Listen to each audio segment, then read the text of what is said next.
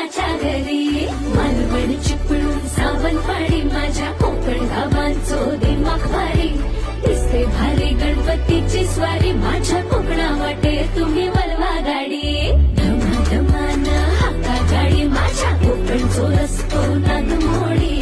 कारी नयवा पशी नयवा नाही तर सुसाट आगीन गाडी मुंबई पुण्याचे रस्ते सोडा माझ्या कोकणा वाटे तुम्ही